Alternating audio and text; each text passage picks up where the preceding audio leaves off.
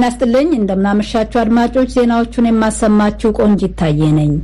የኢትዮጵያ መንግስት ትግራይ ክልል ውስጥ ባለው ሁኔታ ላይ ነፃና ገለልተኛ ምርመራ ፈጥኖ እንዲካሄድ እንዲፈቅድ የተባበሩት መንግስታት ድርጅት የሰብአዊ መብቶች ከፍተኛ ኮሚሽነር ሚሼል ባሽሌ አሳሰቡ። ኮሚሽነሯ ዛሬ ባወጡት መግለጫ በክልሉ ውስጥ የከበዱ የሰብአዊ መብቶች ጥሰቶች እየተፈጸሙ ስለመሆኑ ተአማኒ ያሏቸው ዘገባዎች እየቀጠሉ መሆናቸውንና በተለይ ይፈጸማል የሚባለው የጾታ ጥቃት፣ የዘፈቀደ ግድያ፣ የበዛ ውድመትና ዘረፋ በጥልቅ እንደሚያሳስባቸው አመልክተዋል። በነገው ምሽት የዚህን ዘገባ ዝርዝርና የመንግስት ምላሽን አካተን ይዘን ለመቅረብ እንሞክራለን።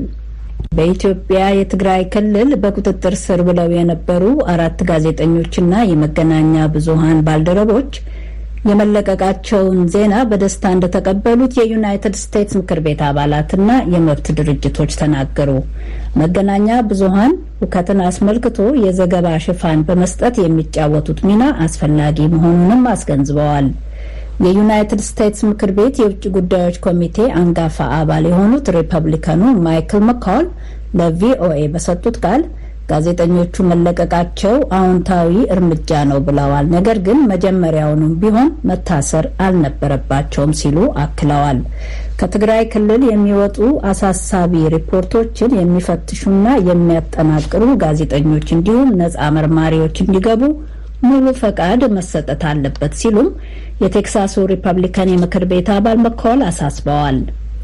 የኢትዮጵያ ጠቅላይ ሚኒስትር ጽህፈት ቤት ትናንት ባወጣው መግለጫ ለትግራይ ክልል ጉዳይ የሚዲያ ሽፋን መሰጠቱን በደስታ እንደሚቀበለው ገልጾ ሆኖም ጋዜጠኞች የሀገሪቱ ሕግ በሚያዘውና በሚፈቅደው መሰረት ስራቸውን ማከናወን አለባቸው ብሏል። የሀገሪቱን ሕግ የሚተላለፉ ግን ተጠያቂ ይሆናሉ ነው ያለው። የዩናይትድ ስቴትስ የተወካዮች ምክር ቤት የውጭ ጉዳዮች ኮሚቴ የኢትዮጵያን ወቅታዊ የቀውስ ሁኔታ አስመልክቶ በቅርቡ የምስክርነት ቃል ሰሚ ሸንጎ እንደሚያካሂድ ተጠቁሟል። በትግራይ ክልል ተፈጽሟል ስለተባለ የጅምላ ጥቃት የሚወጡ ሪፖርቶች ላይ የጋዜጠኞች ዘገባዎች ሚና ከፍተኛ ቦታ እንዳለው የገለጹት የዩናይትድ ስቴትስ የምክር ቤት አባሉ የኢትዮጵያ መንግስትና ሌሎችም የታጠቁ የግጭቱ ተሳታፊ አካላት እነዚህም ደርሰዋል የተባሉ አሰቃቂ ጥቃቶች የተመለከቱ ሪፖርቶችን ለመመርመር ጋዜጠኞችና ነጻ ታዛቢዎች እንዳይገቡ ለረጅም ጊዜ ከልክለው ቆይተዋል ብለዋል። መቀሌ ውስጥ በቁጥጥር ስር ውለው የነበሩት የቢቢሲን ጋዜጠኛ ግርማይ ገብሩን ጨምሮ 4 ጋዜጠኞችና አስተርጓሚዎች ትናንት ተለቀዋል። የፕሬዝደንት ጆ ባይደን አስተዳደር በውጭው ዓለም ዲሞክራሲን የሚያስተዋውቀው ከዚህ በፊት ተሞክሮ በከሸፈና ዋጋ በሚያስከፍለው ወታደራዊ ጣልቃ ገብነት አለመሆኑን የዩናይትድ ስቴትስ የውጭ ጉዳይ ሚኒስትር አንቶኒ ብሊንከን ተናገሩ። ብሊንከን ይህን የተናገሩት ትናንት ረቡዕ የጆ ባይደንን የውጭ ፖሊሲ ዓላማዎች በዝርዝር ባስታወቁበት ንግግራቸው ነው። የቪኦኤዋ የዲፕሎማሲ ጉዳዮች ዘጋቢ ሲንዲ ሴን ያጠናቀረችውን ሪፖርት ደረጀ ደስታ ያቀርበዋል። ዩናይትድ ስቴትስ በኢራቅ ወታደራዊ ዘመቻዎችን ማድረግ ከጀመረች ዛሬ 30 ዓመት ሲሞላት በአፍጋኒስታን ደግሞ 20 ዓመታት ሆኗታል። ተቺዎች እንደሚሉት ደግሞ ዩናይትድ ስቴትስ የተራዘመው ወታደራዊ ጣልቃ ገብነትን በመተው ወታደሮቿን እንድትመልስና በአገሮች ውስጥ የስርዓት ወይም የአገዛዝ ለውጥ የሚመጣበትን መንገድ ለማመቻቸት ጥረት ብታደርግ ይሻላል ይላሉ። የውጭ ጉዳይ ሚኒስትሩ አንቶኒ ብሊንከን በትላንትናው ዕለት እንደተናገሩት የባይደን አስተዳደር ዴሞክራሲን የሚያራምደው በአርአያነት እንጂ በኃይል አለመሆኑን የሚያሳይበት የራሱን መንገድ ይከተላል ብለዋል። ይህንንም ሲያስረዱ We will incentivize democratic behavior, but we will not promote democracy through costly military interventions or by attempting to overthrow authoritarian regimes by force.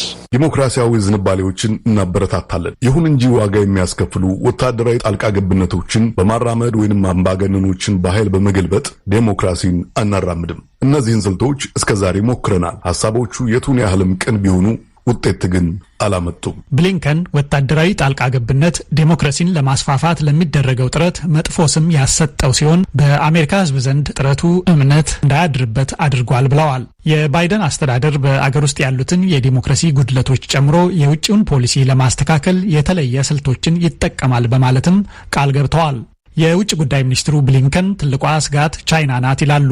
ምክንያቱም ነፃና ክፍት የሆኑትን ዓለም አቀፍ መርሆችን በኃይል ለመጣስና ለማተራመስ የምትሞክር ብቸኛ አገር ናትና ብለዋል። ስለዚህ ዋሽንግተን ቻይናን ለመቋቋም ተጠናክራ መገኘት አለባት። ጆ ባይደንንም ጨምሮ ብሊንከንም ሆኑ በርካታዎቹ የአዲሱ አስተዳደር ሰዎች በፕሬዝደንት ኦባማ አስተዳደር የነበሩ መሆናቸውን ቢያምኑም አሁን ያለው አስተዳደር የኦባማ አስተዳደርን ዘይቤ መልሶ ለማስፈን ነው የሚለውን አስተያየት ብሊንከን አልተቀበሉትም።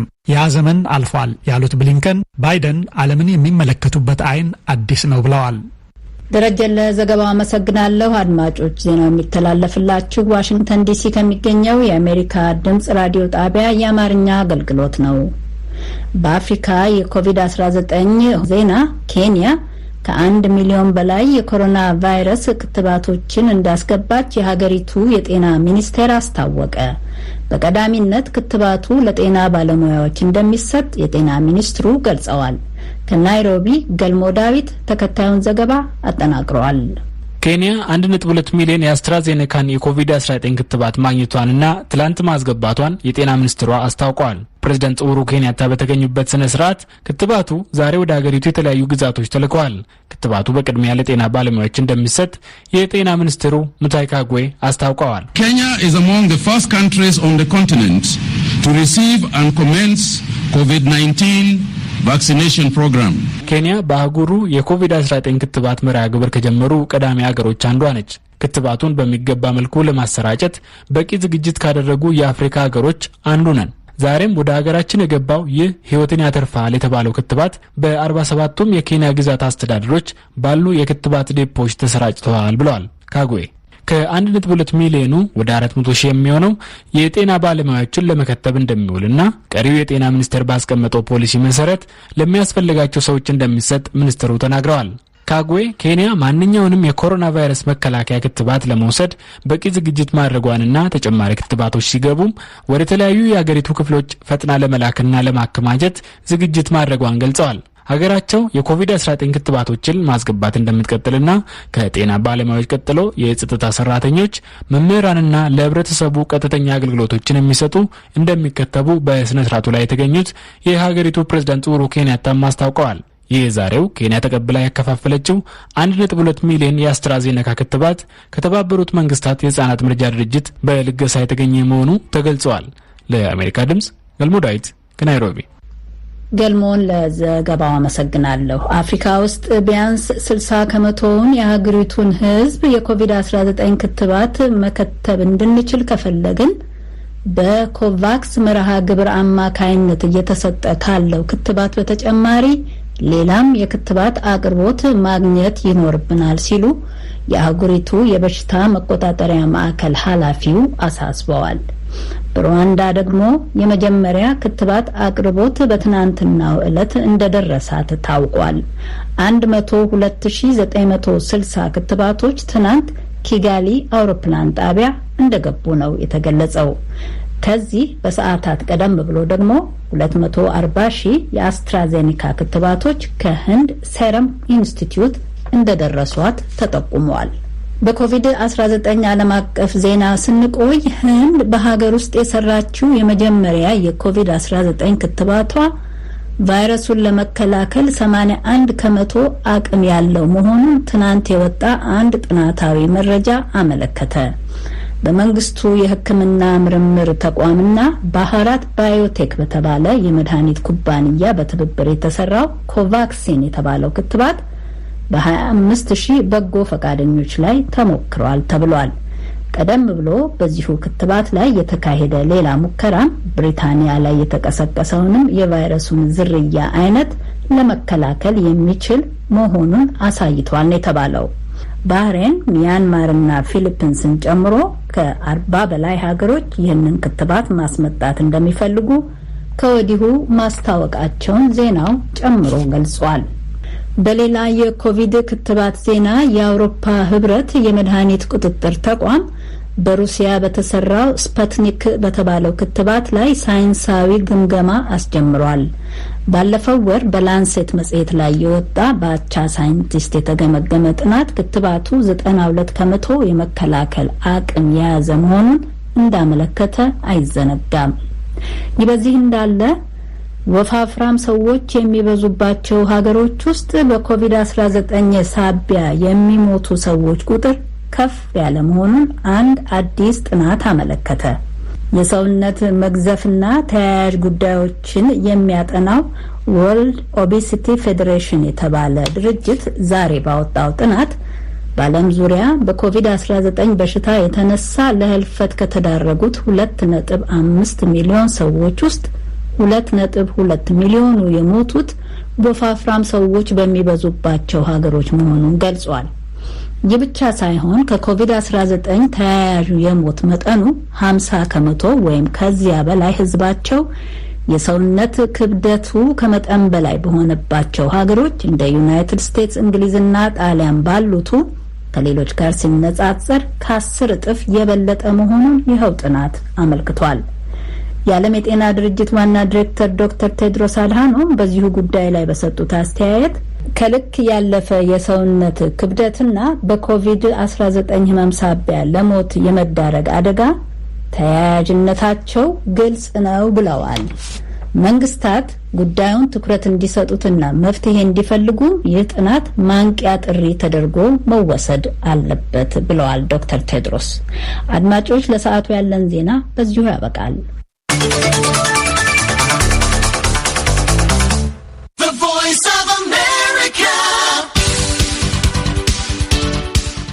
ይታየን ለሰዓቱ የዓለም ዜና አመሰግናለሁ። ክቡራትና ክቡራን አድማጮች የምትከታተሉት ከዋሽንግተን ዲሲው የአሜሪካ ድምጽ ራዲዮ ጣቢያ የአማርኛው ቋንቋ አገልግሎት የሚተላለፈውን ስርጭት ነው። ሐሙስ የካቲት 25 2013 ዓ.ም የምሽቱ አስተናጋጃችሁ አሉላ ከበደ ነኝ። በዓለም ዜናዎች የጀመረው መደበኛ ፕሮግራማችን በ22 በ25 እና በ31 ሜትር ባንዶች በአጭር ሞገድ በአሃዱ ራዲዮ 94.3 እና እንዲሁም በናይል ሳት እስከ ምሽቱ 4 ሰዓት ይቀጥላል።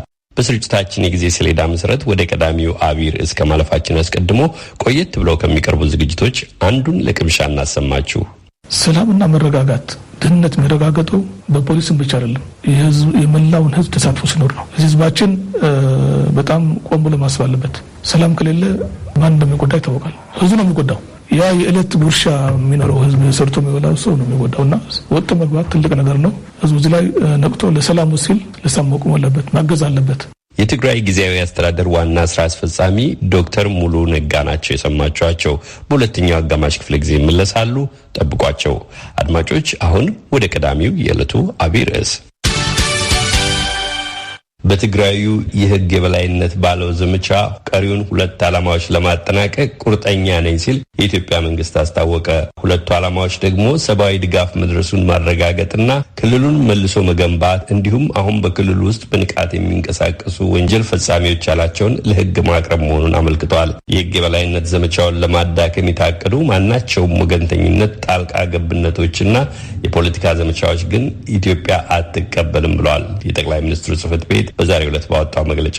ዓለም አቀፉ ማህበረሰብና መገናኛ ብዙሃን የኢትዮጵያን መንግስት ህግ የማስከበር ኃላፊነት የዘነጉ ይመስላል ያሉ አንድ የዘርፉ ታዋቂ ምሁር በበኩላቸው ይህ በማንኛውም ሀገር በጥርጣሬ የሚታይ አይደለም ሲሉ ተናግረዋል። በአዲስ አበባ ዩኒቨርሲቲ የህግ መምህር የሆኑት ዶክተር ጌታቸው አሰፋ እንዳሉት በትግራይ ክልል ያለውን ሁኔታ አስመልክቶ ከዓለም አቀፉ ማህበረሰብ እየወጡ ያሉት መግለጫዎች በተጨባጭ እውነታ ላይ የተመሰረቱ አይደሉም። የቀራቸው የፌዴራል መንግስቱ ወታደሮች ይውጡ ማለት ብቻ ነው ሲሉ ነው የዓለም አቀፉን ማህበረሰብ እይታ የተቹት። የተለያየ ደረጃ ያላቸው የተሳሳቱ መረጃዎች መኖራቸውን ጠቅሰው ጫና እንደሚያደርጉም ጠቁመዋል። እስክንድር ፍሬው ተከታዩን አድርሶናል። ትናንት በጠቅላይ ሚኒስትር ጽህፈት ቤት የወጣው መግለጫ በትግራይ ክልል ያለው ወቅታዊ ሁኔታ በዘርፍ ተከፋፍሎ የተብራራበት፣ በቁጥር የተደገፉ መረጃዎችም የተሰጡበት ነው። ህግ የማስከበር ዘመቻው ለምን እንዳስፈለገና ጦርነቱንም ማን እንደጀመረው ለማስታወስ ሞክሯል። መግለጫው በዚያች የጥቅምት 24 2013 ምሽት የሆነ የተከሰተ ያለውንም አስቀምጧል። ያ ቀን የህገ መንግስቱ ዘቦች የሆኑት የመከላከያ ሰራዊት አባላት በጭካኔ የተገደሉበት ነው ብለዋል።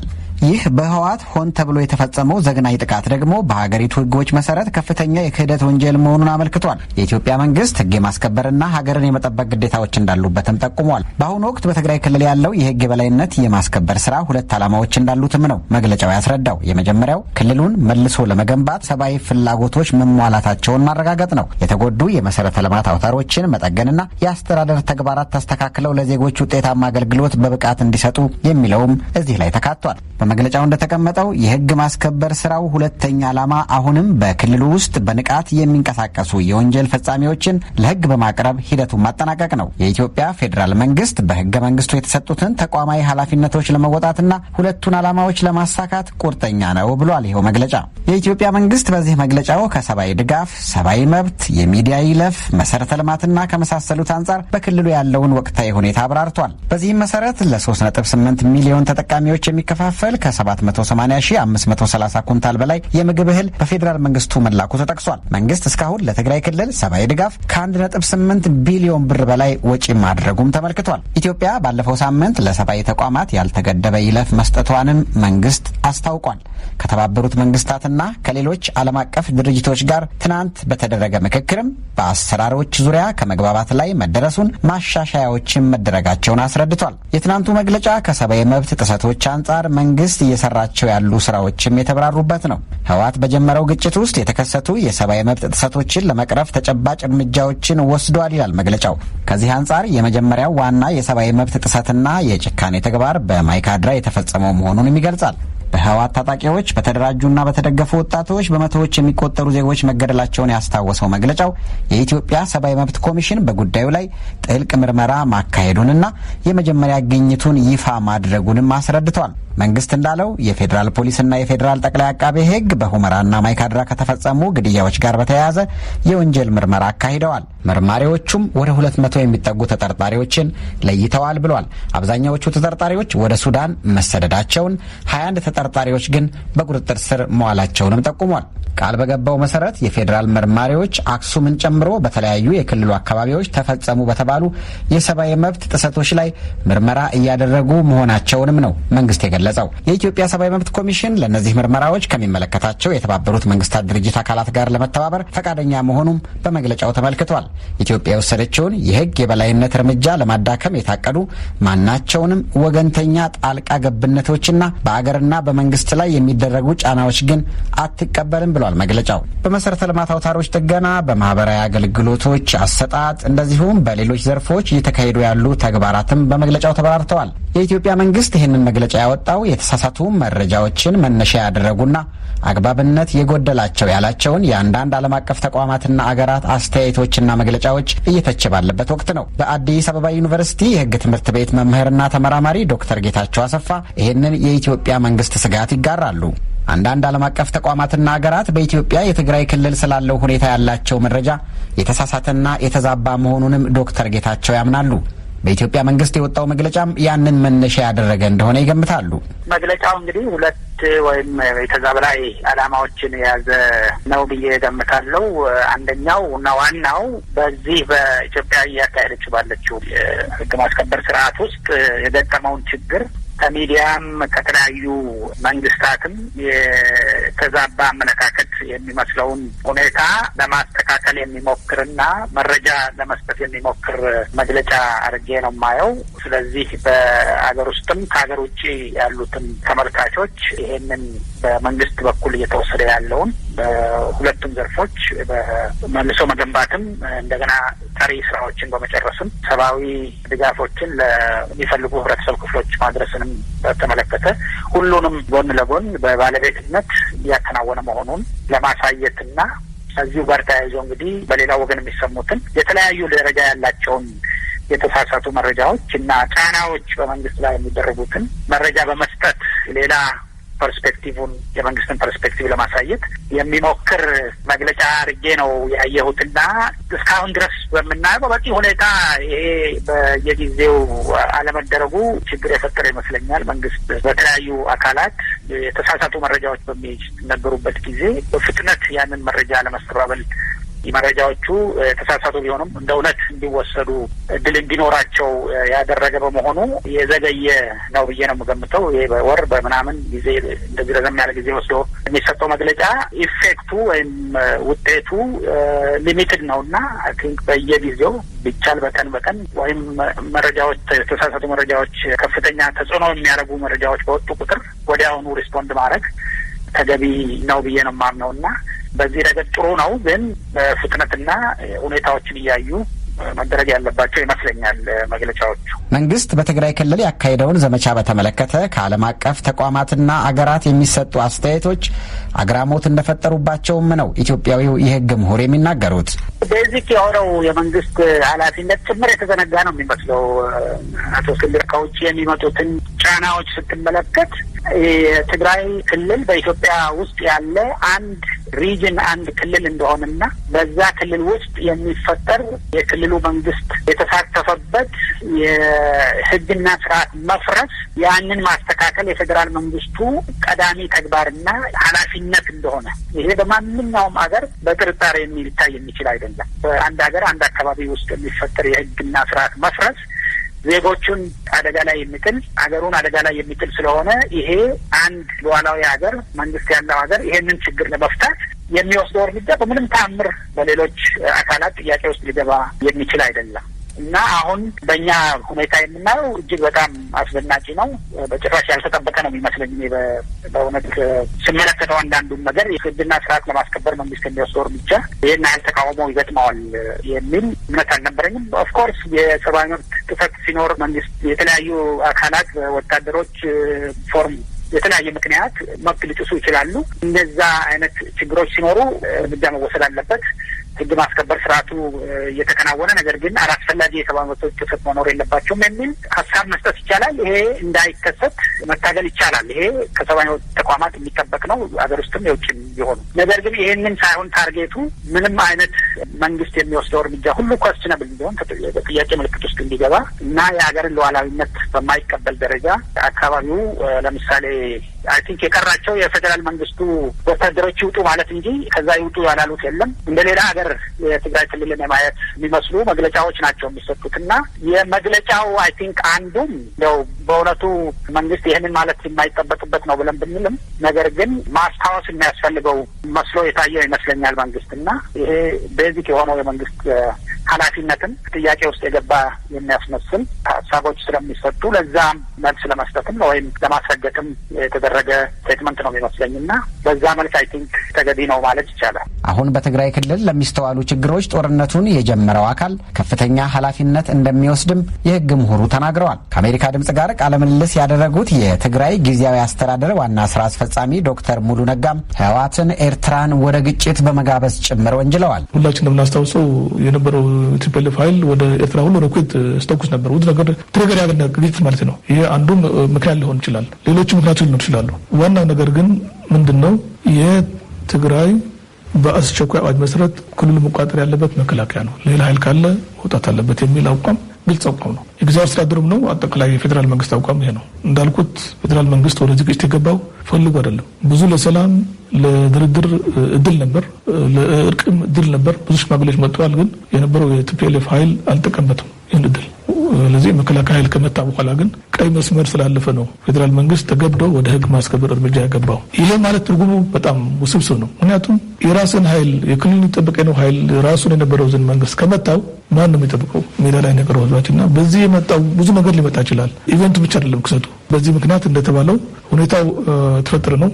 ለዚህ ግን እንዲስተካከል በእኛ በኩልም ግፊት አለ። ፌዴራል መንግስትም የተመሳሳይ እንትን ያለው ዋናው ነገር ግን ያው መንግስት ለመንግስት በሚያደርገው ስራ ይፈታል ብዬ ነው የማስበው። በአዲስ አበባ ዩኒቨርሲቲ የህግ ትምህርት ክፍል መምህር ከሆኑት ከዶክተር ጌታቸው አሰፋ ጋር ያደረግኩት ቃለ ምልልስ አላበቃም። በቀጣይ ዘገባ ልመለስበት እሞክራለሁ። ለአሜሪካ ድምጽ ሬዲዮ እስክንድር ፍሬው ከአዲስ አበባ።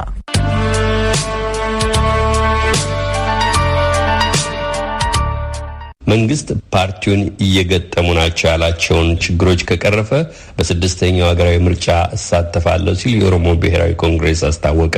መንግስት በምርጫው እንዳልሳተፍ ጫና አሳድሮብኛል ሲልም ወንጅሏል። ኦፌኮ ገዢው የብልጽግና ፓርቲ በበኩሉ የኦሮሞ ፌዴራሊስት ኮንግሬስ ያቀረበውን ቅሬታ ስም የማጥፋት ዘመቻ ነው ሲል ውድቅ አድርጎታል። ፀሐይ ዳምጠው ዝርዝሩን ይዛለች። የኦሮሞ ፌዴራሊስት ኮንግረስ ኦፌኮ ባወጣው መግለጫ መንግስት የምርጫ አስተባባሪዎችን አስሮብኛል፣ በተለያዩ ቦታዎች ጽህፈት ቤቶችን ዘግቶብኛል በማለት ነው የወነጀለው። ለምርጫውም እንዳልዘጋጅ ጫና ፈጥሮብኛል ስልም አማሯል። የፓርቲው ሊቀመንበር ፕሮፌሰር መረራ ጉዲና ለአሜሪካ ድምጽ ሲናገሩ ይህንኑ ነው ያብራሩት። የድል የቢሮ ኃላፊዎች ታስሮ ንብረቱ ሁሉ ተዘርፎ ግቢ ከተማ ለምሳሌ ላለፉት 7 ወራት የአዳማ ያለው ቢሮችን ደህንነቶች ባደረጉት ተጽዕኖና ማስፈራራት በ7 ወሮች ተዘግቶ አዳማ ከተማ ሩቅ አይደለም እንደዛ ነበር። በሰላሌ መስመር ቢሮዎቻችን በተደጋጋሚ የቢሮ ኃላፊዎች ታስሮ አሁንም እስር ቤት ነው ያሉት። ሀረር ላይ ለምሳሌ አንዋር ሳኒ የሚባል ምስራቅ ሐረርጌ ቢሮ ኃላፊ ያው የማዕከላዊ ኮሚቴያችን አባል 7 ወሩን አልፎታል ከታሰረ። ሌሎቹም እሱ ስለታሰረባቸው ቢሮ ከፍቶ መንቀሳቀስ አልቻሉም። ቢሮችን ብዙ ቦታ ተዘግቷል። ጅማ ምን መቁጠር ይቻላል። ቢሮ ለማሳየት አልቻለም። ሁሉ የሚያዋጣ አይደለም። ደግሞ ነገር መፍትሄው የጋራ ኮሚቴ አቋቁሞ ተንቀሳቅሶ በየደረጃው በማዕከልም በዚህ በዞኖችም የኛ ተወካዮችን ሰጥተን ተንቀሳቅሰን ለምን ቢሮዎች እንደተዘጉ ለምን አባሎቻችን እንደታሰሩ በምን እንደታሰሩ በዚህ ምክንያት ነው በዚህ ምክንያት ነው የሚባለው እንድንተማመን በዚሁ ፓርቲም እኛም የእነሱንም ተወካይ አላየንም እስካሁን ድረስ። በብልጽግና ፓርቲ የፖለቲካ ፓርቲዎችና የሲቪክ ማህበራት ጉዳዮች ኃላፊ ዶክተር አለሙ ሲሜ በበኩላቸው ኦፊኮ አጋጥሞኛል ባለው ችግር ላይ ተከታዩ መልስ ሰጥቷል። መሬት ተዘጋብን የሚል የኦሮሞ ብሔራዊ ኮንግረስ ክሶቹ የብልጽግና ፓርቲ ተወካይ ባለበት የኦፌኮ ከተወካይ ባሉበት ታይቶ የግንቢ ከተማ የመንግስት ቤት ነው። የከተማ አስተዳደሩ ያንን የመንግስት ቤት ለሌላ ልማት ስለፈለገው ልቀቁልኝ መትክ ልስጣችሁ ብሎ ካስለቀቀ በስተቀር ሌላ አንድም ጋር የኦፌኮ ጽህፈት ቤት በመንግስት እንዲዘጋ የተደረገ የለም በኦሮሚያ ውስጥ። ይሄን እንግዲህ ቁጭ ብሎ የሁለቱ ፓርቲዎች ተወካይ ቁጭ ብሎ ያረጋግጡት በመረጃ የተረጋገጠ ነው። ሌላው ይሄ ሰዎች ታሰሩብን እሱም ታይቶ ማንም ኦፌኮ አባል ወይ ደግሞ አመራር ስለሆነ ያለአግባብ የታሰረ ሰው ጠፍቷል። ያለ በቂ ምክንያት ብሎ ትንንሽ ነገሮችን ፈልጎ የታሰሩም ካሉ አንጡና እንነጋገር ብለናል። እኔ ራሴ የኦፌኮን ሊቀመንበር ፕሮፌሰር መረራን አግኝቻቸው አውርቻለሁ። በአካል አግኝተናል። ከዛ በኋላም በስልክ ጠይቄያለሁ። አንጡ ዳንጫው በትልልቆቹ የምናውቃቸው ኦፌኮ አመራሮች ውድ አርቲስታችን አርቲስት ሃጫሉ ሁንዴሳ ግድያ ጋር ተያይዞ በተፈጠረው እውቀት ለራሳቸው በፈጠሩት ህግ ጥሰት በህግ ጥላ ስር ሆነው ፍርድ ቤት ጉዳያቸው የታየ ግለሰቦች አሉ። የእነሱ እዚህ የብልጽግና ተወካዮች ምናምን ተወያይተን የምንፈታው ጉዳይ አይደለም። እሱ ህግ የሚፈታው ጉዳይ ነው። ትልልቅ ወንጀል ሰርቶ ፍርድ ቤት ከተያዘ በስተቀር በትንንሽ ሰበብ ፍለጋ የታሰሩ ካሉ አንጡና ቁጭ ብለን ይሄን ምርጫ የተሳካ ዲሞክራሲያዊ ፍትሃዊና ነጻ ለማድረግ ከኛ በኩል መክፈል ያለብንን ዋጋ ለመክፈል ዝግጁ ነን። መውሰድ ያለብንን እርምጃ ለመውሰድ ዝግጁ ነን። ኦፊኮ የምርጫ ቅስቀሳ ለማድረግ በኦሮሚያ ክልል ውስጥ መንቀሳቀስ አልቻለም ሲሉም ፕሮፌሰር መረራ ጉዲና ተናግረዋል። የፖለቲካ ምህዳሩ መጥበብ አሁን በጠበበበት መንገድ ምርጫ ውስጥ መግባት አስቸጋሪ ነው ብለን መግለጫም ስናወጣ ነበር። ደብዳቤዎች ማመልከቻዎች ስንጽፍም ነበር። እስካሁን በቂ በሆነ መንገድ የተመለሰልን የለም። ምርጫ ውስጥ ለመግባት የምንቀመጥበት ሰውን የምናስተባበርበት የምናነጋግርበት የምናደራጅበት ሳናገኝ ምርጫ እንዴት ነው የምንገባው ብለን ጠይቀናል። አሁንም የተዘጉ ቢሮዎቻችን በቀጥታም ሆነ በተዘዋዋሪ እንደተዘጉ ናቸው። በዚህ ዙሪያ ከብልጽግና ፓርቲ ምላሽ የሰጡት ዶክተር አለሙ ስሜ በበኩላቸው ኦፊኮ ያነሳው ቅሬታ አግባብ አይደለም ብለዋል። ችግር አለ የተባለበት ቦታ ሁሉ ተለይቶ ከመጣ ግን ችግሩን እንፈታለን ብለዋል። የቢሮ ጉዳይ ውሸት ነው። ከግንቢ በስተቀር ግን እውነት ነው የማይካድ እውነት፣ ሌላው ውሸት ነው። ምናልባት በራሱ የተለያዩ ሰበቦች ራሱ እንቅስቃሴውን ገድቦ ሊሆን ይችላል እንጂ ከአንድ ዓመት በፊት በመላው ኦሮሚያ አካባቢ እንደፈለገው አንዳንዴም ህግን የጣሰ እንቅስቃሴ ሁሉ ሲያደርግ የነበረ ያኔ ማንም አልነካው። አሁን ደግሞ ይልቅ ምርጫው ቀርቦ ለምርጫ ትኩረት በተሰጠበት እንደዚህ አይነት ነገር ይደረጋል የሚል ክስ ነው፣ የውሸት ክስ ነው የሚል ነው በእኔ እምነት። እዛም ከሆነ ተጨባጭ ነገሮች ከመጡ እኛ አሁንም የማስተካከያ እርምጃ ለመውሰድ ዝግጁ ነን። ጫና ደርሶባቸዋል የሚል እምነት የለንም። በምርጫው እንዳልሳተፍ መንግስት ገፍቶኛል በማለት ኦፊኮ የሰነዘረው ወቀሳም አግባብነት የለውም ብሏል ዶክተር አለሙ ስሜም። ይህን ችግር መፍቶ የሂደቱ አካል የመፍትሄውም አካል ሆኖ ስርዓት መገንባት ነው ያለበት እንጂ ኦፌኮ እንዲህ ካልሆነ ከዲሞክራሲያዊ ግንባታ ሂደቱ ራሴን አውጥቻለሁ ማለት የአንድ ለስርዓት ለመገንባት እታገላለሁ የሚል ፓርቲ ባህሪ ሊሆን አይችልም። ከፖለቲካ መውጣት ከተፈለገ ሌሎች መውጣት ነው እንጂ እነዚህ አይነት ነገሮችን ሰበብ ማድረግ ሲጀመር እዚህ ሀገር ውስጥ ፓርቲ የተቋቋመው ይሄንኑ ለመታገል ለማስተካከል ነው፣ ውስጥ ገብቶ ለመታገል ነውና ይሄ ተቀባይነት የለውም በእኛ በኩል። በተለያዩ የሀገሪቱ ክፍሎች ችግር ገጥሞናል በማለት የተለያዩ ተፎካካሪ የፖለቲካ ፓርቲዎች ላቀረቡት አቤቱታ መንግስት በየክልሉ ሰዎችን ወክሎ ችግሮቹ ተለይቶ የእርምት እርምጃ እንዲወሰድ እየተሰራ ነው ሲሉ ዶክተር አለሙ ስሜ አክለው ተናግረዋል። ለአሜሪካ ድምፅ ፀሐይ ዳምጦ ከአዲስ አበባ።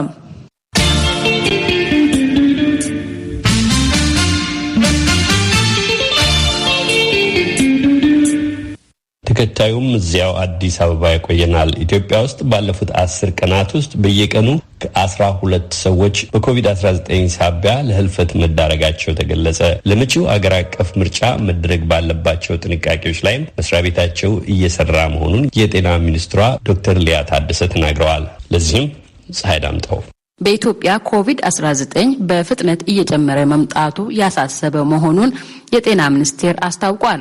ከቅርብ ጊዜ ወዲህ የኮሮና ቫይረስ ስርጭት መጨመሩን የገለጹት የኢትዮጵያ ጤና ሚኒስትር ዶክተር ሊያ ታደሰ በየቀኑ የሚደረገው ምርመራ ውጤት በአማካይ ከ6000 ሰዎች 800ዎቹ ለቫይረሱ መጋለጣቸውን እንደማሳያ አመልክተዋል። ከፍተኛ ቁጥር የሚያስተናግዱ ማህበራዊ እንደ ለቅሶ፣ ሀዘን፣ ሰርግ፣ ሌሎች ማህበራዊ ስብስቦች በብዛት እየተከናወኑ ነው። አገልግሎት ሰጪ ተቋማቶቻችን ስንመለከት በተለይ ምግብ ቤቶች፣ ካፌቴሪያ፣ መዝናኛ ቦታዎች፣ ትራንስፖርት ቦታዎችም እንደዚሁ በጣም የተጨናነቁና ከፍተኛ ቁጥር የሚያሳትፉ ደግሞ የተለያዩ የአደባባይ በዓላት፣ ሰልፎች፣ ስፖርት ክንውኖች፣ የሙዚቃ ኮንሰርቶችም እየተካሄዱ ነው። በቂ ጥንቃቄ ሳይደረግባቸው ማለት ነው። እነዚህ ነገሮች መካሄድ እንዴት እንደሚገባቸው የተቀመጡ መመሪያዎች ሊኖሩም እነዚህን ባላማከለ መልኩ እየተካሄዱ ይገኛሉ። ስለዚህ እንግዲህ እንደ ሀገር በጣም ልናስብበት የሚገባን ወቅት ላይ ነው ያለነው። ከገባንበት ትልቅ ችግርን በአፋጣኝ ለመውጣት የአፍና የአፍንጫ መሸፈኛ የሚያደርጉ ሰዎች በሀገር አቀፍ ደረጃ 35 ከመቶ ብቻ መሆናቸውን ዶክተር ሊያ ተናግረዋል።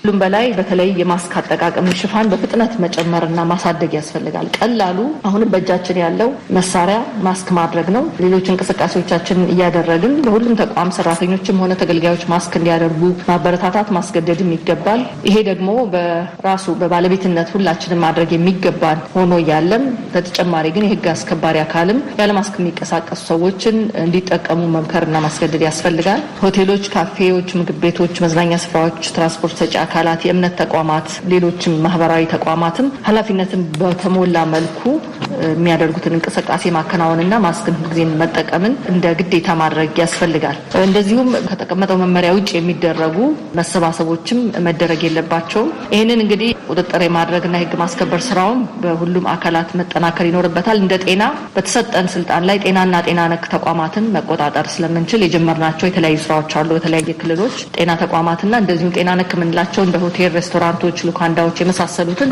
የቁጥጥር ስራ በማድረግ አንዳንድ ቦታዎች ላይ ማስጠንቀቂያ የመስጠት አንዳንድ ቦታዎች ላይ የመዝጋትንም ስራ ጀምረናል። ነገር ግን እነዚህ ጥቂት ተቋማት ናቸው እኛ ልንቆጣጠራቸው የምንችለው። ሁሉም የጸጥታ አካላት፣ ትራፊክ ፖሊሶች፣ ሌሎችም ህግ አስከባሪዎች ይሄንን የመከታተልና በተለይ ህዝቡን የመጠየቅና የማስገደድ ስራ ካደረግን ተቀባይነት ኖሮት የሚሰራ ስለሆነ ሁሉም የድርሻው እንዲወጣ በዚህ አጋጣሚም ጥሬን በድጋሚ ማቅረብ ወዳለው። የጽኑ ህሙማን ቁጥር ማሻቀቡና ሀገሪቷ ያሏት ሰው ሰራሽ የመተንፈሻ እገዛ መሳሪያዎች ወይም ቬንቲሌተሮች ሁሉም መያዛቸውን ሚኒስትሯ ጠቁሞ ቤታቸው ውስጥ የሚቆዩ ታማሚዎች በጣም ሳይበረታባቸው ወደ ሕክምና ተቋም እንዲሄዱ አሳስቧል። የጽኑ ታካሚዎች ቁጥር እየጨመረ የመጣበት ምክንያት በቤት ውስጥ የሚቆዩ ታማሚዎቻችን በሽታው እስከሚባባስ ድረስ ወደ ሆስፒታል ያለመሄድ ሁኔታዎችም እየተፈጠሩ እንደሆነ ተገንዝበናል። እንደሚታወቀው የህመም ምልክት የሌላቸውና መጠነኛ ብቻ የህመም ምልክት ያላቸው ታማሚዎች በቤታቸው ራሳቸውን ለይተው እንዲቆዩ እንደዚሁም ያን በሚደረግበት ሰዓት በተቻለ መጠን የስልክ ክትትል እንዲደረግ ለማድረግ እየተሞከረ ነው። እዛ ላይ በእኛም በኩል እንደ ጤናው ዘርፍ በኩልም ቤት ውስጥ ያሉትን ታማሚዎች ክትትል ማጠናከር እንደሚያስፈልግ አይተን ለማጠናከር የተጀመሩ ስራዎች ቢኖሩም አንዱ የተለየነው ነገር ህመሞች እስኪባባሱ ድረስና አንዳንድ ጊዜም በቤት ውስጥ ሕክምና የሚሰጡ ባለሙያዎች በቤት ውስጥ ሕክምና መስጠታቸው በጣም የሚበረታታ ሆኖ በቤት ውስጥ ግን እስከ ኦክሲጅን የመስጠት ድረስ እያቆዩ መሆኑን መገንዘብ ችለናል። ቤት ውስጥ እስከ ኦክሲጅን የሚፈልግበት ደረጃ ማንም ታካሚ ከደረሰ ጤና ተቋም ውስጥ መሄድ እንዳለባቸው ማህበረሰቡ ይሄንን ሊገነዘብና በቤት ውስጥ ኦክሲጅን መውሰድ እንደሌለባቸው አውቀው ወደ ሕክምና ማዕከላት እንዲሄዱ ማሳሰብ እንወዳለን። በኮቪድ-19 መከላከያና መቆጣጠሪያ መመሪያ ላይ በሰፈረው መሰረት ከሌሎች ሀገሮች የሚገቡ ሰዎች ለ7 ቀናት ራሳቸውን ለይቶ ማቆየት ግዴታ መሆኑን አስታውሷል። በስድስተኛው አገር አቀፍ ምርጫ ዝግጅትና እንቅስቃሴ ላይ ሊከሰት የሚችለውን የቫይረሱን ስርጭት ለመከላከል ጤና ሚኒስቴር እየሰራ እንደሆነ ዶክተር ሊያ ተናግረዋል። የኮቪድ መከላከል መመሪያን ተመርኩዞ የምርጫ ሂደቱ ደግሞ የሚመራበት በኮቪድ ጥንቃቄዎችን ባማከለ መልኩ እንዲደረግ የሚመራበት የራሱ የሆነ መመሪያ እንደሚኖረው በተገለጸው መሰረት ያ በጋራ የምርጫ ቦርድንም የጤና ቴክኒካል ድጋፍም እየሰጠ ያንን ዝርዝር እየተሰራ ነው። ስለዚህ እሱ እንግዲህ በተቻለ አቅም የሚደረጉ መሰባሰቦችም ሆነ የምርጫው ሂደት በአጠቃላይ ከማስክም ከሌሎችም ጥንቃቄዎች አኳያ ያንን ባማከለ መልኩ እንዲደረግ የሚያስቀምጥ ይሆናል መመሪያውም ኦልሞስት አልቋል። በቅርቡም ከምርጫ ቦርድ ጋር እሱን የምናሳውቅ ይሆናል ዝርዝሩን። ነገር ግን ያንን አማክሎ የምርጫ ሂደቱ እንዲሄድ እኛም በጋራ እየሰራንበት መሆኑን መግለጽ እወዳለሁ። የቫይረሱን ስርጭት ለመቀነስ ሁሉም ሰው ከቤቱ ሲወጣ የአፍና የአፍንጫ መሸፈኛ ማድረግ ሲቋቋም የተሰጠው በአዋጅ ስልጣንና ኃላፊነት አለ። እነዚህ የተሰጡት ስልጣንና ኃላፊነት በመያዝ ጊዜያዊ አስተዳደሩ ገና ሲጀምር ሮድማፕ ነገር አዘጋጅተዋል። እንዴት ነው የሰጠውን ኃላፊነትና ተግባር የሚፈጽም የሚል አዘጋጅተን ከነዚህ ውስጥ ወደ 5 አቅጣጫ ነበር ይዘው የተነሳው። በነገራችን ላይ እዚህ ትግራይ የገባነው ወደ 19 ነው። ህዳር 19 ነው የገባው። እዚህ ስንጀምር የመጀመሪያው የትኩረት አቅጣጫ የነበረው በክልሉ ጸጥታና ደህንነት እንዲሁም ሰላም ማረጋገጥ ነው። አንዱ ትኩረት አቅጣጫችን የነበር ስንሰራ ነበረው። ሁለተኛ የፈራረሰውን የመንግስት መዋቅር መልሶ ማደራጀት ሁለተኛው ትኩረት አቅጣጫ ነው። ሶስተኛው የዚህ የሰብአዊ ድጋፍ ስራዎች፣ ምክንያቱም በዚህ ወቅት እንደዚህ አይነት ክራይሲስ ሲመጣ ቀውስ ሲመጣ ህዝቡ ወደ ተገላጭ እንደሚሆን ለራብ ለሌላ ስደት ስለሚሆን ምላሽ ለመስጠት የሰብአዊ ድጋፍ ስራዎች መስራት ነው። ሌላው መሰረተ ልማት ስራዎች፣ ምክንያቱም እንደዚህ አይነት ግጭት ሲኖር መሰረተ ልማት እንደሚጎዳ ይታወቃል። ስለዚህ አስቀድመን ይሄ ቢሆን ምን እናድርግ የሚል እንደ አቅጣጫ ተይዟል። ወደ መጨረሻው የምርጫ ነው። ህዝቡ ምርጫን ለማካሄድ በአጭር ጊዜ ለዛ ምቹ ሁኔታ መፍጠር የሚሉት ናቸው። የትግራይ ጊዜያዊ አስተዳደር ካስቀመጣቸው 5 አቅጣጫዎች ዋነኛውና የመጀመሪያው የትግራይ ጸጥታና ደህንነት ላይ በመስራት ህዝብን በሰላም ወጥቶ እንዲገባ ማስቻል መሆኑን ዶክተር ሙሉ ነጋ ይናገራሉ። ዶክተር ሙሉ ለዚህ ስራ እንዲያግዝ የተጠራው የትግራይ የድሮ ፖሊስ አዎንታዊ ምላሽ ሰጥተዋል ብለዋል። የመጀመሪያው ስናይ የጸጥታና ደህንነትና ሰላም ማረጋገጥ ላይ እንደሚታወቀው ህዝባችን የተፈጠረው ክስተት ከባድ ክስተት ነው። ለምን የዚህ ክስተት ዋናው ምንጭ ስናየው በትግራይ ውስጥ የነበረው የሀገር መከላከያ ኃይል በተለይ የሰሜን እዝ መከላከያ ኃይል ስለተመታ ነው። የተመታው በነበረው የቲፒኤልኤፍ የጥፋት ኃይል ነው ይታወቃል። ያ ራሱ ምን ነው የፈጠረው? ይህን የነበረው እዚህ ኃይል መከላከያ ኃይል በትግራይ የነበረው ሁሉም ቦርደሮች ላይ የሚጠብቅ ህዝቡን የሚጠብቅ ለ20 ምናምን ዓመት በላይ የነበረ ኃይል ነው። ይሄ ፈርሰዋል። ይሄ ተመቷል ማለት ህዝቡ ያለ ጥባቅን ያቀረው ሜዳ ላይ ያቀረው ህዝቡ። ስለዚህ ይሄ ለተለያዩ አደጋ ተጋልጧል እና ለዚህ ደግሞ ዋና የጸጥታ መደፍረስ ነው፣ የሰላም መደፍረስ ነው። ስለዚህ ከዚህ አኳያ ግልጽ የሆኑ ህዝቡ ወደ ስርቆት፣ የተደራጀ ስርቆት፣ ዘረፋ፣ ንብረት መውደም ላይ ደርሰዋል። ከፍተኛ የሆነ ውድመት እንደደረሰ ይታወቃል። እኛም እናውቃለንና ይህን እንዳይቀጥል ይህን ለማቆም እንዲሁም ለማሻሻል ጊዜያዊ አስተዳደሩ አንዱ የወሰደው እርምጃ አንዱ መከላከያ ኃይል ያው ክልሉን እንደሚቆጣጠር ይታወቃል። ነገር ግን መከላከያ ኃይልና ፌዴራል ፖሊስ በቂ አይደለም ጸጥታና ደህንነት ለመረጋገጥ። ስለዚህ የፈረሰውን የራሱን የጸጥታ ኃይል መልሶ ማደራጀት ነው፣ በተለይ ፖሊስ ማለት ነው። ስለዚህ በዚህ ዘርፍ እኛ ያደረግነው ስራ መጀመሪያ እንደገባን ክልሉ የነበረውን ፖሊስ ኃይል የመንግስት ሰራተኛ ነው በሚል እምነት ጥሪ ተደርጓል። በተደረገው ጥሪ በክልል ደረጃ ወደ 42% ምላሽ ሰጥተዋል፣ ተመልሰዋል። ለዚህ ይህን ፖሊስ ኃይል አሰልጥኖ እንደገና በደንብ ሪኦሪየንት አድርጎ ወደ ስራ የማስገባ ስራ የተሰራ ነው ያለው። ከዚህ ጎን ለጎን ይህን ለማጠናከር ፌዴራል መንግስት ወደ 1000 በላይ የሚሆኑ የፌዴራል ፖሊስና የመከላከያ ኃይል የትግራይ ተወላጆች ወደ ክልል እንዲመጡ ተደርጎ እነሱ ስልጠና እንዲሰጡ እንዲያደራጁ ፖሊስ እንደገና የሚስላለ። ከዚህ አኳያ የፌዴራል መንግስትም የፌዴራል ፖሊስ ኮሚሽን የሰላም ሚኒስቴር ሁሉ በሰው ኃይልና በማቴሪያል እያገዙ ነው ያሉት። ለዚህ አንዱ መፍትሄ ምንድነው? የክልሉን የፖሊስ ኃይል ማደራጀት እና ማጠናከር ነው። ይሄ ሲሆን ወንጀል መከላከል ይቻላል። በተለይ ከዚህ ጎን ለጎን የፍትህ ስርዓቱን እንዲጀምር ማድረግ ሁሉ ተቀናጅቶ ሲሰራ ወንጀል መከላከል ስራ ይመጣል። ለዚህ ህዝቡ ከዘረፋና ስርቆት ሊመዳን ይቻላል ነው። ስለዚህ በዚህ በኩል ጥሩ ጅማሮ ነው ያለው ማለት ይቻላል። ገና ብዙ ስራ ይቆረናል። የምንፈልገውን የፖሊስ ኃይል እስከምንደርስ ድረስ አንዱ እንደዚህ የተመለሱ እንደገና በማሰልጠንም አዲስ በማስገባት መልምሎ ስራዎች ታቅደው እየተሰሩ ነው ያሉት። ስለዚህ ይሄ በአጭር ጊዜ ቶሎ ክልሉን ጸጥታና ደህንነት ለማረጋገጥ የሚያስችለን የፖሊስ አቅም መገንባት ላይ እየሰራን ያለ ነው። ስለዚህ የህዝቡ ድጋፍ ያስፈልገዋል፣ የሌሎች የፌዴራል መንግስት ያስፈልገዋል፣ ሌሎች አጋር ድርጅቶችም ለዚህ ላይ ርብርብ የሚያስፈልገው ስራ ስለሆነ ካለው ከኛም ከአገር መከላከያ ሰራዊት ጋርም ተባብረን ይህን ስራ ለመስራት ተጀምረዋል ማለት ነው። ስለዚህ ብዙ ስራ ይቀራል ማለት ነው። ሲያሻለ ነው። በተለይ በከተሞች አንዳንድ ስርቆት በዚህ ምክንያት ፖሊስ በመጀመሩ በተለይ መቀሌ የወንጀል እንትኑም እየቀነሰ ነው ያለው አለ። አሁንም ገና ነው፣ ብዙ ስራ ይተቀራል። ግን ከነበረው አሁን የተወሰነ መሻሻሎች ይታያሉ። ግን ይሄ ብዙ ስራ ይፈልጋል። እዚህ ላይ መናገር ፈልገው ምንድነው ሰላምና መረጋጋት ደህንነት የሚረጋገጠው በፖሊስም ብቻ አይደለም፣ የመላውን ህዝብ ተሳትፎ ሲኖር ነው። ህዝባችን በጣም ቆም ብሎ ማሰብ አለበት። ሰላም ከሌለ ማን እንደሚጎዳ ይታወቃል። ህዝቡ ነው የሚጎዳው። ያ የዕለት ጉርሻ የሚኖረው ህዝብ ሰርቶ የሚበላው ሰው ነው የሚጎዳውና ወጥ መግባት ትልቅ ነገር ነው። ህዝቡ እዚህ ላይ ነቅቶ ለሰላሙ ሲል ዋጋ መክፈል አለበት፣ ለሰላም መቆም አለበት፣ ማገዝ አለበት። ምክንያቱም ፌዴራል ይሄ ጊዜያዊ አስተዳደሩ ይሄ ነው አንድ ስራው። ይሄ ሲሰራ በዚህ ላይ ማገዝ ማለት ለህዝቡ ነው። ለሰላም መስራት ማለት ህዝቡ ለራሱ ነው ሲል ነው። ስለዚህ በዚህ በኩል አጋጅ እና በጣም ተዋናይ መሆን አለበት። ወይ ማስበው በተለይ ወጣቱ ምሁራን፣ ሌላው የሚመለከተው ማንኛውም ትግራዋይ እዚህ ላይ ቆም ብሎ ከዚህ ለማምጣት ምን እናርግ ብሎ ጥያቄ አንስቶ የሚንቀሳቀስበት የሚሰራበት ነው። ክልሉ በኮማንድ ፖስት ስር ነው ያለው። ይህ ማለት ትግራይ በመከላከያ ነው የምታያድረው። እኛ የመደራጀት ስራ እየሰራን ነው ያለ ነው። እዚህ ላይ ግን በደቡብና በምዕራብ ትግራይ ችግር አለ ይላሉ የትግራይ ጊዜያዊ አስተዳደር ዋና ስራ አስፈጻሚ ዶክተር ሙሉ ነጋ። ይሄ ማለት ምን ማለት ነው? በአዋጅ መሰረት መላውን ትግራይ መቆጣጠር ያለበት የመከላከያ ኃይል ነው፣ የሀገር መከላከያ ኃይል ነው። ከምዕራብ ትግራይ እስከ ደቡብ ትግራይ መላውን ትግራይ። ግን እዚህ ላይ እኛ ስራ ስንጀምር በተወሰነ ቦታ ቻሌንጅስ አሉ፣ ፈተናዎች አሉ። እስካሁን ድረስ ካቢኔ ጀምረን ከላይ አደራጅተን እስከ ወረዳ ቀበሌ ነው የስራን ያለ ነው ማደራጀት። በተለይ ከቀበሌ ስንሰራ አዲስ ስራ የስራ ነው። እያንዳንዱ ቀበሌ ህዝብ ተሰብስቦ ራሱን መሪዎች የሚመርጥበት ስርዓት ነው። ለምሳሌ በአንድ ቀበሌ 20 ሰው ይመርጣል። ህዝቡ ቁጭ ብሎ ነፃ ሆኖ ከ20ዎቹ 5 አመራር ይመርጣል። እንደገና ከየቀበሌው 20 የተመረጡትን ወደ ወረዳ መጥተው ተሰብስበው የወረዳ አመራር ይመርጣሉ። ከንቲባ ሁሉ የሚመርጠው ህዝቡ ነው ማለት ነው። ስለዚህ ህዝቡ ነፃ ሆኖ እንዲመርጥ ማድረግ አመራሩ ይመርጥ ነው። ይሄ እንደዚህ ብሎ የዞን አመራር እነዚህ ካቢኔ ማደራጀተናል። ስለዚህ በአጠቃላይ ዲሞክራሲያዊ ህዝብ በሚያሳትፍ መልክ ነው የመንግስት መዋቅሩን የፈረሰውን እያደራጀን ያለውና ጥሩ ኤክሰርሳይዝ ነው። ነገር ግን እስካሁን ድረስ ወደ 72% ነው ያለቀው። ለምን? በተለይ እንደሚታወቀው ምዕራብ ትግራይ ጊዜያዊ አስተዳደሩ አልገባም። በደቡብ ትግራይ የተወሰኑ ወረዳዎች አላማጣና ኮረም አልገባም። ለምን? እነዚህ ቦታዎች በተፈጠረ ሁኔታ በአማራ ልዩ ኃይልና በአማራ ሚሊሻ ነው የተያዘው። ይሄ በእኛ እምነት በአዋጅ መሰረት ጊዜያዊ አስተዳደሩ ህጋዊ ሰውነት ያለው ተቋም ነው። እዚህ ቦታ ሄዶ ማደራጀት ተሰጥቶታል ስልጣን። ነገር ግን በተፈጠረ ሁኔታ እስካሁን አልገባም። ለዚህ ነው 72% ብቻ ያለው የምዕራብ ትግራይና የደቡብ ሁለቱም ስላልጨመረ ነው። በአብዛኛው ግን ያው አደራጅተናል፣ ስራ ጀምረዋል ነው የምናስበው።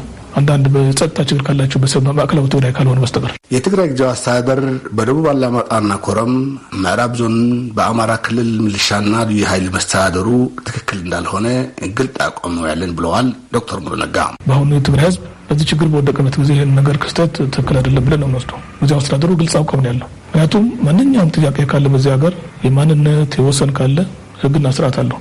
የፌዴሬሽን ምክር ቤት አለ፣ ህገ መንግስቱም አለ፣ አልፈረሰም፣ ሁሎችም አሉ ቦታቸው። ለዚህ በህግና ስርዓት ይፈታ ብለን ነው የምናምነው። ለዚህ በዚህ መሰረት በተለይ ደግሞ በሁለቱም ህዝቦች መካከል ትስስር በሚያጠናክር ወንድማማችነት፣ አብሮነት በሚያጠናክር መንገድ መፈታት ነው ያለበት እንጂ ካሁን በኋላ በኃይል የሚባል ነገር በዚህ ሀገር አይሰራም።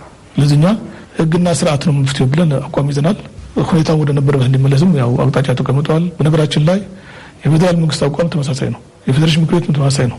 በህግና ስርዓት ይፈታ ነው። ምክንያቱም ይሄ የህግ ማስከበር ኦፕሬሽን ነው እንጂ ሌላ አይደለም። በዚህ ምክንያት አድርጎ የሚፈጠሩ ነገሮች ትክክል አይደለም የሚል አቋም ስላለ የፌዴራል መንግስትም የሁሉም ክልሎችም አጠቃላይ ሲታይ በመርህ ደረጃ በህግና ስርዓት ነው። ምክንያቱም ይሄ ማለት ትልቁ ነገር መታየት ያለበት በህዝቦች መካከል ያለው ትስስርና አብሮነት አብሮ የመኖር በማየት ነው መታየት ያለበት እንጂ በተገኘ አጋጣሚ ችግር መፍጠር ያ ችግር ዘላቂ አይሆንም በምንም ተአምር።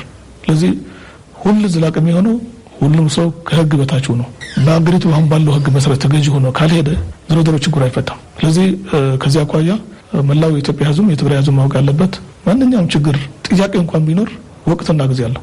አሁን ፌዴራል መንግስት ጊዜያዊ አስተዳደር የያዘው በክልላችን የተጀመረውን የህግ ማስከበር እርምጃ ተሳክቶ በትግራይም በአጠቃላይ በሀገራችን ሰላምና መረጋጋት ተፈጥሮ የትግራይ ህዝብ ወደ ሰላምና ልማት እንዲመለስ የማድረግ ስራ ነው። ከዚህ ውጭ ግን የተፈጠሩ ያሉ ሁኔታዎች መስተካከል ያለባቸው ናቸው። በመነጋገር በመደራደር የሚሰሩ ስለሆኑ ይሄ የሚሰራው ደግሞ በህግና ስርዓት ስለሆነ ይሄ በዚህ በኩል ያለ ነው። ግን አሁን እንዳልኩት ግን መላው ትግራይ እስከ ጫፍ መከላከያ መያዝ አለበት የሚል ሀሳብ ነው ያለን። እዚህ ውስጥ ማንኛው ኃይል ካለ በዚህ ቁጥጥር ስር ነው መሆን ያለበት። ጊዜያዊ አስተዳደሩ እንደዚህ ነው ተንቀሳቅሶ መስራት የምንችለው።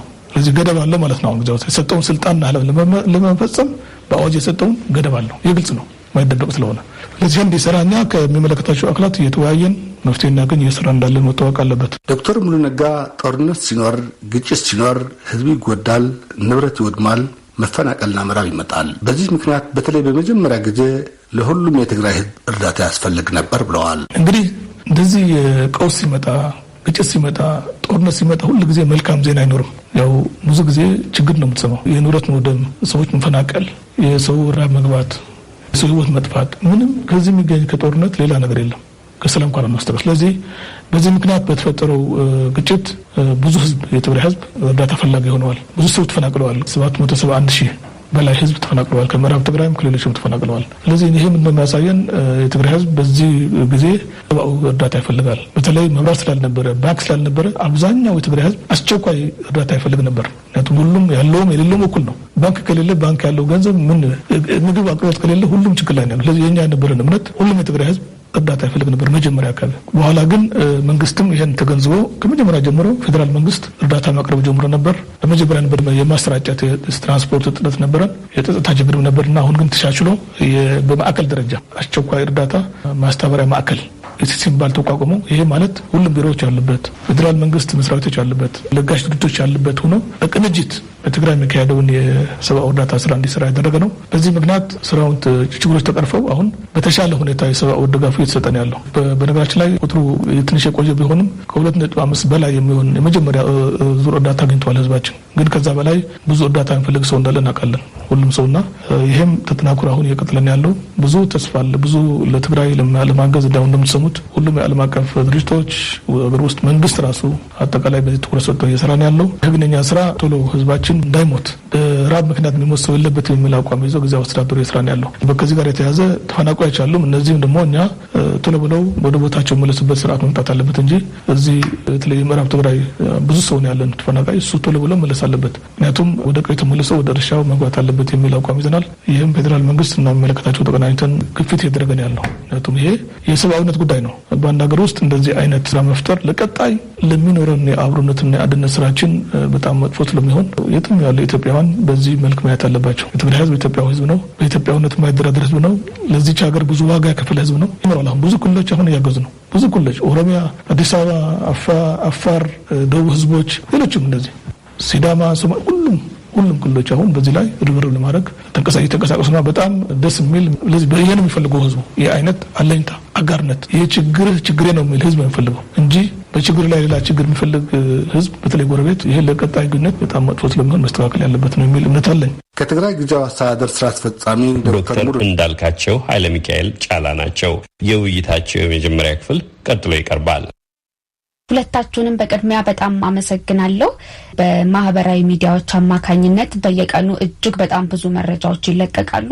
እነዚህ መረጃዎች እንግዲህ ግማሾቹ ትክክለኛ እና ሚዛናዊ ሲሆኑ በዛው ልክ ደግሞ በማወቅም ሆነ ባለማወቅ የተሳሳቱ ወይም ከእውነት የራቁ አሉታዊ ዓላማ ያላቸው መረጃዎች ይወጣሉ። እንደነዚህ አይነት አሳሳች መልእክቶችን ጉዳት ለመቀነስ ሰዎች የሚደርሷቸውን መረጃዎች በምን መልኩ መረዳትና መጠቀም ዕውቀታቸውን ማሳደግ አለባቸው በሚለው ላይ ነው የምንወያየው። መጀመሪያ ከመሰረታዊ ሀሳቡ እንነሳና ዶክተር ቴዎድሮስ ወደ እርሱ ልምጣ። በእንግሊዘኛው ሚዲያ ሊትሬሲ ብለን የምንጠራው የመገናኛ አጠቃቀም ዕውቀት ምን ማለት ነው? መልካም አመሰግናለሁ። በመሰረተ ሀሳብ ደረጃ የመገናኛ ብዙሃን አጠቃቀም ዕውቀት ወይም እኔ ንቃት በሚለው ነው በብዛት ለማየት መሞክረው። አንድን መረጃ በመገናኛ ብዙሃን ውስጥ እንዴት አድርገን እናገኛለን፣ እንዴት እንተነትናለን፣ እንዴት እንመዝናለን የሚሉትን ነገሮች ያካተተ ነው። ምክንያቱም የመጣልንን መረጃ ሁሉ የምንቀበል ከሆነ የተሳሳተ መረጃ ከማግኘት አልፎ በውሳኔዎቻችን ላይ አሉታዊ ተጽዕኖ የሚያመጣ ስለሆነ ዋጋ ሊያስከፍልን ሁሉ ይችላል ማለት ነው። በመሰረተ ሀሳብ ደረጃ የመገናኛ ብዙሃን አጠቃቀም ዕውቀት ወይም ደግሞ ንቃት መረጃን በመገናኛ ብዙሃን ውስጥ እንዴት እንደምናገኝ፣ እንዴት እንደምንጠቀም፣ እንዴት እንደምንተነትንና እንደምንመዝን የምናውቅበት ስርዓት ነው ማለት ነው። እስቲ ይህን ሀሳብ ደግሞ ወደ ኢትዮጵያ አምጥተን እንየውና ዶክተር እንዳልካቸው ወደ እርስዎ ልምጣ። ይህ የሚዲያ አጠቃቀም እውቀት ኢትዮጵያ ውስጥ ምን ይመስላል? በዚህ ረገድ ኢትዮጵያ ያለችበት ደረጃ ምን አይነት ነው? እሺ፣ በጣም አመሰግናለሁ። በተብራራው መሰረት ኢትዮጵያ ውስጥ ያለን መገናኛ ብዙሃን የአጠቃቀም ንቃት በጣም አናሳ ነው ብዬ ነው ማስበው። በአጠቃላይ እንግዲህ አናሳ ነው ስል ከቦታ ቦታ ይለያያል፣ ከቋንቋ ቋንቋ ሊለያይ ይችላል። ይህንንም ያልኩበት ምክንያት ምንድን ነው? ብዙ ጊዜ በተለይ በማህበራዊ ሚዲያ የሚዘዋወሩ መረጃዎች እንደ እውነት የመውሰድ ከዛም አልፎ ወደ ተግባርም የሚያስገባበት ሁኔታ ነበረ። በዚህ በሁለት ዓመት በተለይ ብዙ ግጭቶች ሲቀሰቀሱ እናያለን። እንግዲህ በማህበራዊ ሚዲያ በሚዘዋወሩ መረጃዎች እውነተኛ ባልተጣሩ ማለት ነውና እሱ ምንድነው የሚያሳይሽ? በርካታ ኢትዮጵያውያን ማህበራዊ ሚዲያ ላይ የሚቀርብላቸውን መረጃ አይተው መዝነው ተንትነው ክፉን ከደጉ ለይተው እውነቱን ከሐሰት አይተው አይደለም የሚጠቀሙት ማለት ነውና በዚህ ደረጃ ኢትዮጵያ ውስጥ ሰፊ የሆነ ችግር አለ ማለት ነው። ያለንበት ሁኔታ በጣም ዝቅተኛ የሚባል ነው። ምናልባት በምሳሌ እያነሳን እዚህ ላይ መነጋገር እንችላለን እና የህብረተሰቡ የሚዲያ አጠቃቀም ያነሰ መሆን ኢትዮጵያ ውስጥ የሚታይም ሆነ የማይታይ ጉዳት አምጥቷል ማለት እንችላለን። ዶክተር ቴዎድሮስም ዶክተር እንዳልካቸውም ሁለታችሁም ሀሳብ ልትሰጡበት ትችላላችሁ። ዶክተር እንዳልካቸው በጀመሩት ላይ ቀጥሉና ወደ ዶክተር ቴዎድሮስ ሄዳለሁ። አዎ፣ እኔ በጣም ብዙ ሰፊ ችግር አምጥቷል ብዬ አስባለሁ።